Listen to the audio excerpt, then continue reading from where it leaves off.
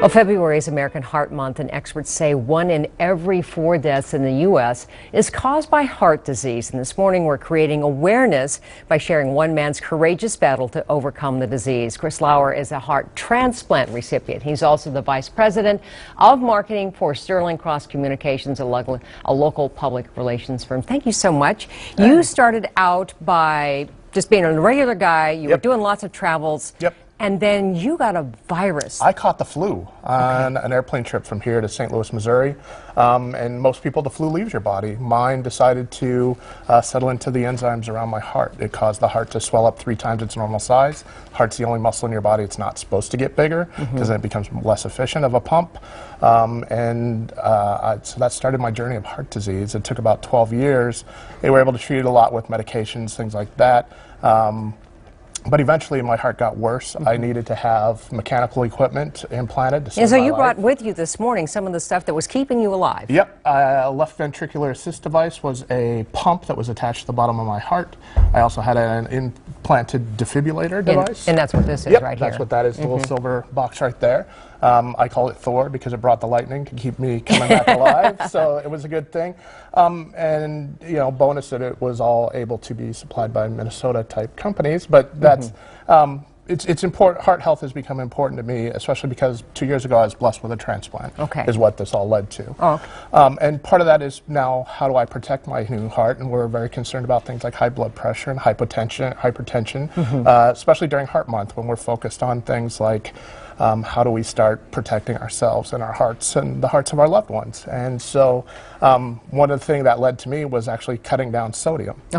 And I was doing it so much that I started blogging about it and writing recipes about it, which is funny because we work with chefs in restaurants in our normal business. Right, with your PR business, right. So I'm not a chef, but all of a sudden I had to become concerned about it. And there's... Here's a photo of you, and this is this before or right after your heart surgery? I was actually had the heart plant, so that was before the heart surgery, and there's a picture right now of all the pills I do have to take on a daily basis to keep that new heart healthy. And there's right immediately after I got a hard little hospital selfie there. You know, well, you're looking pretty good and pretty pink.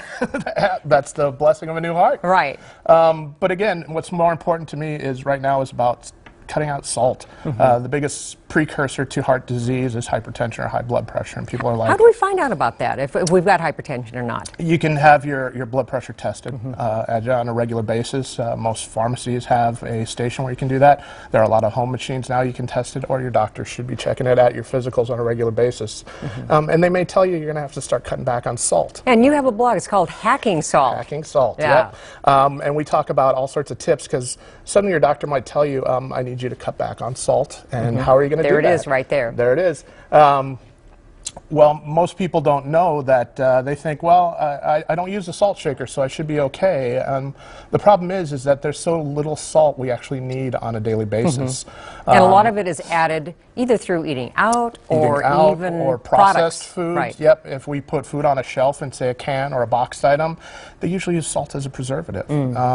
And, you know, the new guidelines that just recently were released by the Mayo Clinic is that for adults, especially adults 60 and up, but those of us who have heart disease, no more than 1,500 milligrams of salt. And what's that look like? Because you brought examples right here. Yeah, people think, oh, it's a big thing, but actually 1,500 milligrams is not even a full teaspoon of salt. That's 3/4 of a teaspoon of salt. Wow. And that's what, if you have heart disease, you should only be having that much in your meals.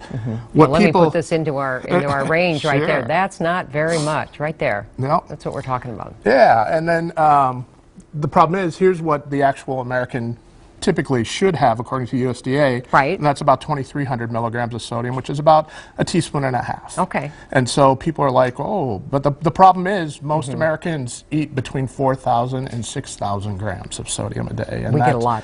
That comes from your food. People don't know that salt's put even in your spices. Right. Like chili powder, big popular thing this time of the year with cold weather. We try and do that, so you need to start looking for reduced sodium items, no salt items. Thank you so much for joining us this morning. We really appreciate it. Good luck with your blog. All right, thanks. Hacking Salt is the name of it. Again, for a list of the heart health resources, including Chris's blog, just go to carol11.com. After the show,